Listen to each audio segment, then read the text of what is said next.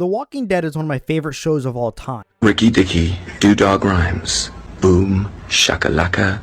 The cast of characters, the environment, and the way the show presents the collapse of society are things very few shows or movies have ever been able to replicate. Since I already made a video about season 1, I'm not going to go too deep into it here, but I still have to talk about it briefly because it's still the foundation of everything that came after. Looking back at The Walking Dead now, I do not think the problem was ever that the show became too slow. Some of its best material was slow. The real problem is that over time, the show moved away from character-driven survival horror and became trapped in a cycle of communities, villains, wars, forced stakes, and plot armor. That is why the early seasons still stand out so much. The Walking Dead was at its best when the apocalypse forced believable people into impossible moral choices. It started to lose some of its power when these characters became less organic and the structure became more repetitive. Season 1 is still my favorite season of the entire show. I really do not think there was much debate here. The journey with Rick Grimes, along with his relationships with Shane, Lori, and Carl, was incredible to watch. Season 1 captured what an apocalypse would actually feel like. Nobody was some unstoppable hero who could save everyone.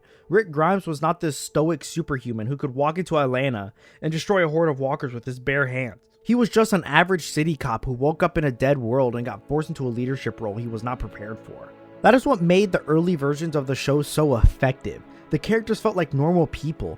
Rick, Shane, Lori, Carl, Dale, Daryl, Carol, T-Dog, Jackie, Glenn, Andrea, and the rest of the group all felt like people who could genuinely exist in our world. They were not written like action figures. They were scared, selfish, loyal, confused, angry, hopeful, and sometimes completely wrong. That is also why Season 2 has aged so well for me. When Season 2 first aired, I understood why people were frustrated with it. We had just come off the high off Season 1, and then Season 2 came in with a much slower pace, more internal conflict, and a much smaller scale. The group spends most of the season in the woods on Herschel's farm, and on top of that, the budget limitations were obvious. But rewatching it now, I think Season 2 is extremely well written and seriously underrated. The slower pace gave the characters room to breathe. Watching Rick's group try to fit themselves into Herschel's world was interesting because it felt like a broken group of survivors trying to force themselves back into some version of normal society. Why was she there? You know, Otis put those people in the barn. Maybe he found her and put it in there before he was killed. Hey, you expect me to believe that? What do I look like? I look like an idiot. I don't care what you believe. Everybody just calm Get down. him off my land. No, let me tell you something, man. Hey, don't touch him! Haven't you done enough?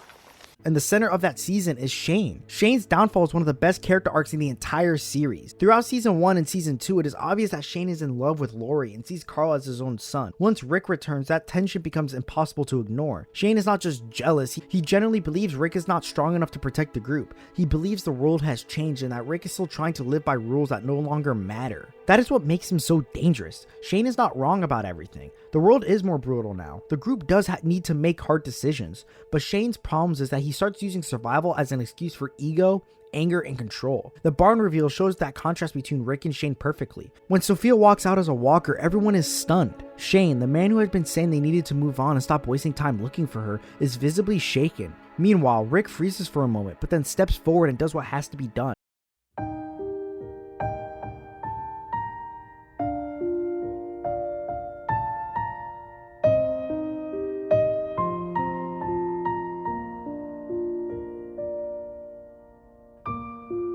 I'm not saying Shane would not have killed Sophia.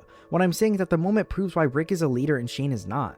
Shane had become so fixated on survival and brute force that he started losing the sight of humanity behind his decisions. Sophia was not just another walker, she was Carol's daughter. Rick never fully lost sight of that. He understood both sides of the moment. He understood the emotional weight, but he also understood the practical reality. That is why he could make the hard call. Shane made decisions from anger, ego, and self-interest. Rick made hard decisions for the group.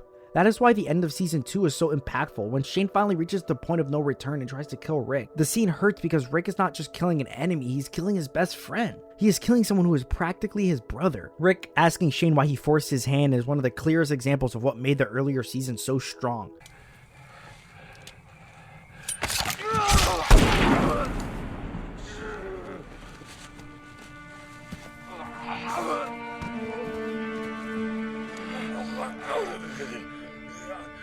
Damn you for making me do this shit! This was you, not me! You did this to us! This was you, not me! Not me!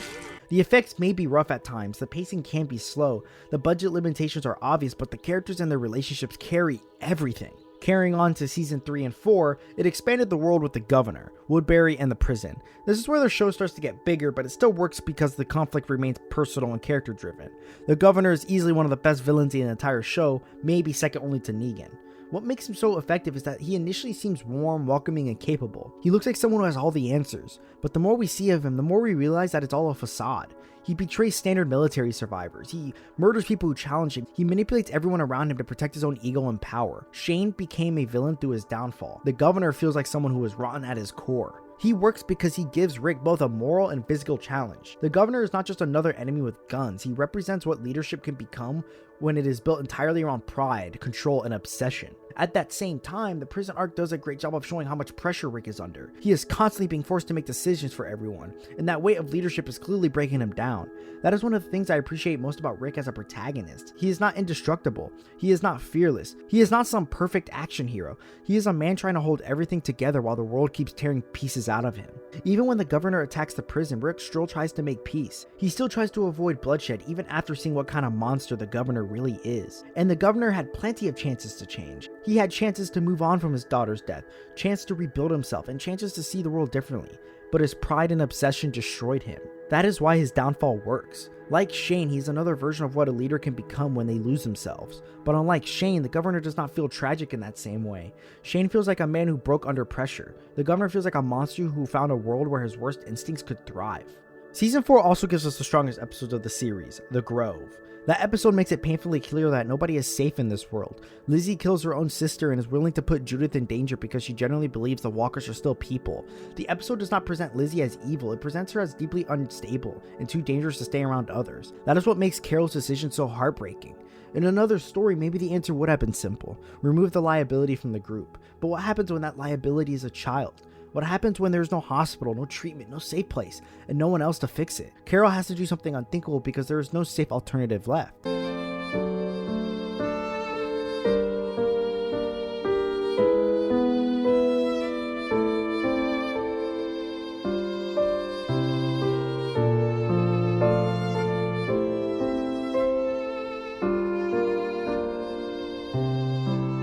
That scene tells the audience that the old world is gone. It cannot be restored. Innocence alone is not enough to protect anyone. Not even children are safe. That type of moral horror is what made The Walking Dead so powerful. By the time season 5 and 6 roll around, Rick is a very different man from the man who woke up in the hospital. He still has morals, but he is far more willing to answer problems with violence. In a lot of ways, he starts becoming closer to the kind of person Shane believed he needed to be. The evolution makes sense. Rick loses his best friend, his wife, his home, and countless people he tried to protect. Over time, you can see him becoming harder, colder, and more dangerous. The show does a good job in making the shift believable. But this is also where I started noticing more moments that left me wanting more. Terminus is the best example. As a concept, Terminus is great. A group of survivors who turn into cannibals after being brutalized by the world is a dark and fitting idea for The Walking Dead. Their backstory is disturbing and it explains how broken they become, but the arc ends so quickly that it never reaches its full potential. They are basically eliminated as soon as they are properly introduced. Because of that, Terminus feels less like a full arc and more like a violent detour before the group moves on to the next major location. Alexandria, on the other hand, was refreshing at first. Seeing Rick arrive at this large protected town with strong walls, children playing, and some sense of normal life returning was genuinely interesting. It let you see hope slowly creep back into him. But even then, I cannot pretend that stretch of the show is always exciting. A lot of it is the group being questioned, examined, and slowly integrated into the community. It is not bad, but compared to the physical tension of earlier seasons, it is less compelling. Season 5 and 6 still have strong moments, however. Rick's transformation is believable. Alexandria creates an interesting contrast between people who survived outside the walls and people who were protected behind them. But this is also where the show starts shifting away from survival horror and more towards repeated human faction conflict. For me, that shift is where the series starts losing some of its edge. Then we get the end of season 6, which is one of the most shocking and divisive moments in the entire show. We are introduced to Negan, and from that point forward, the tone of the series changes dramatically. The deaths of Abraham and Glenn killed the show for a lot of people. These were the two of the most beloved characters in the series, and while their deaths absolutely had narrative weight, I still cannot ignore how much the show lost in terms of personality afterward. Glenn brought heart to the group, and Abraham brought energy, presence, and some of the best dialogue in the series. Watching both of them get wiped out in such a brutal and humiliating way was one of the most clearest reminders that this world does not care about how important you are. Characters we thought might be protected were suddenly gone.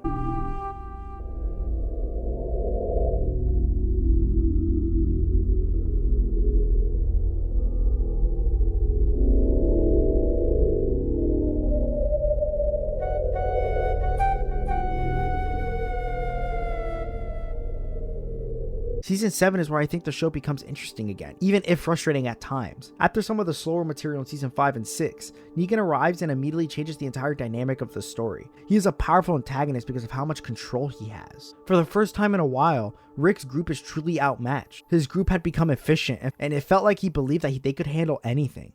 Negan completely destroys that illusion. Season 7 and 8 gives us the most broken version of Rick we have seen yet. He is beaten down, humiliated, and forced into obedience. That version of Rick is difficult to watch, but that is the point. For a while, it really does seem like Negan really broke him. Meanwhile, Carl starts becoming far more interesting. After years of being a character many people found annoying, he finally starts growing into someone more independent, more willing to challenge the world around him. That is why Carl's death is still one of the most shocking decisions the show ever made. In the comics, Carl feels like the future of the story. He is almost like a younger version of Rick who could eventually carry the legacy forward. So when the show kills him off, it changes everything.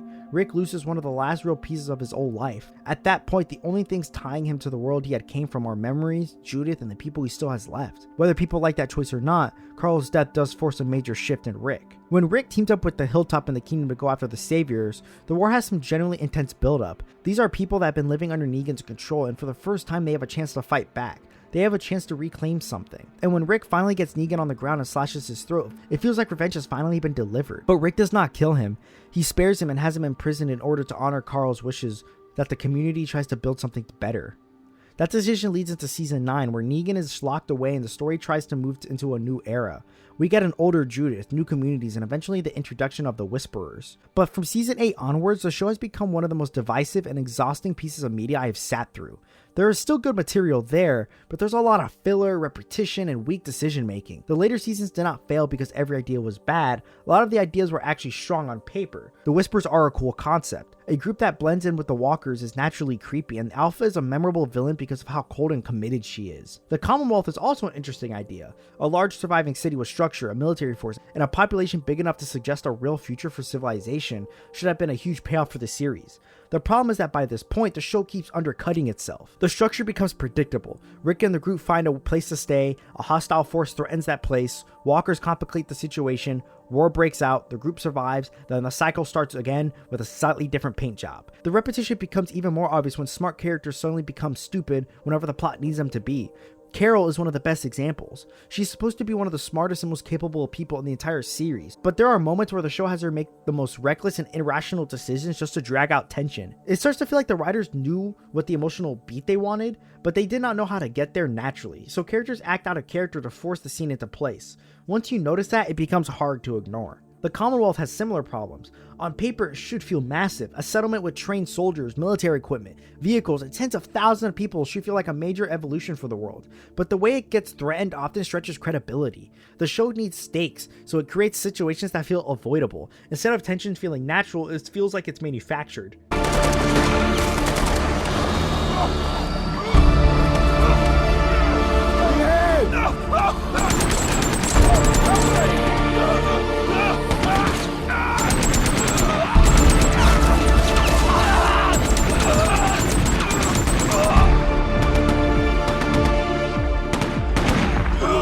One thing I do think that later seasons handled surprisingly well is Negan's arc. I appreciate that they did not keep him as a one-note villain forever. Turning him into a more chaotic, morally gray ally was a smart move. What I do not like is how the show handles the moral judgment around him.